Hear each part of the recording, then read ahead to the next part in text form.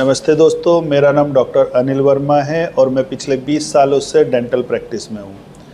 आज का हमारा टॉपिक है कि दांतों के दर्द में हमें पान खाना चाहिए या नहीं और लोग बाग पान क्यों खाते हैं। देखिए दोस्तों, कुछ कम्युनिटी में पान खाना एक शुभ माना जाता है, लेकिन उसके अलावा वो ओकेजनली होता है कि कभी कभी पान खाया जाए।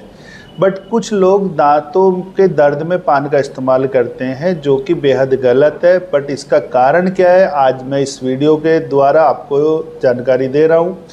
सबसे पहले, जिन लोगों की ओरल हाइजीन पुअर होती है, यानी कि ख़राब होती है, मुंह की साफ़ सफाई अच्छी नहीं होती, उनके मसूड़ों में एक समस्या होने का डर रहता है, जिसे हम बोलते हैं जिंजीवाइटिस। ये एक तरह की बीमारी है जिसे साफ़ सफाई रख के हम दूर कर सकते हैं। लेकिन उसमें होता क्या है कि यदि कोई व्यक्ति नॉन वेजिटेरियन है, मांसाहार का उपयोग करता है, तो उसके मसूड़ों और दांतों के बीच में जाके वो मांस के टुकड़े फंस जाते हैं, या नॉर्मल खाना भी फंस जाता है, और फंसने के बाद वहाँ पे दिन प्रतिदिन वो गड्ढा बड़ा होता चला जाता है और उसमें हल्का हल्का डल पेन रहना शुरू हो जाता है, धीमा दर्द रहना शुरू हो जाता है, जिसकी वजह से पेशेंट के जो पड़ोस के लोग होते हैं, परिवार के लोग होते हैं, वो उसे कई बार सलाह देते थे कि आपके मसूड़े सूजते हैं, आपके दांतों से खून आता है, या आपके दांतों में रोज़ाना दर्द रहता है, तो आप पान का इस्तेमाल करिए। अब जैसे ही वो व्यक्ति पान खाता है तो क्या होता है, उसका दर्द गायब हो जाता है। उसका कारण होता है पान के अंदर तम्बाकू का डलना, और तम्बाकू एक तरह का नशीला पदार्थ है जिससे हमें दर्द का एहसास होना कम हो जाता है। फिर हम बेशक चाहे मांसाहार का प्रयोग करें या सादा खाना खाएं, वह खाना फंस रहा है तो हमें पता नहीं चलता, क्योंकि हमें तकलीफ़ ही नहीं होती। और धीरे धीरे टाइम के साथ क्या होता है, हम उस पान खाने के लत में आ जाते हैं और हमें बिना खाए पान को चैन नहीं पड़ता। हम दिन में 2 पान, 3 पान, 4 पान, और मेरे तो ऐसे कुछ पेशेंट हैं जिनसे जब कभी भी पूछो तो उनके मुंह में हमेशा पान रहता है, दिन में 10-10 पान खाते हैं। तो दोस्तों, पान खाना कोई अच्छी बात नहीं। पान खाने से पैसों का भी नुकसान है, सेहत का भी नुकसान है, और जो दांतों की बीमारी मात्र कुछ 100 रुपये में ठीक की जा सकती है और परमानेंट ठीक की जा सकती है, उसको हम लॉन्ग लास्टिंग बना देते हैं और दांतों को इस हद तक ख़राब कर देते हैं कि फिर कोई डॉक्टर उसका इलाज करने की स्थिति में नहीं होता।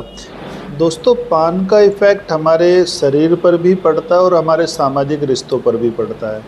कई बार हम किसी मीटिंग में होते हैं और मुंह के अंदर पान भरा होता है, हम बार बार थूकने के लिए जा रहे होते हैं, तो वो अच्छा नहीं माना जाता।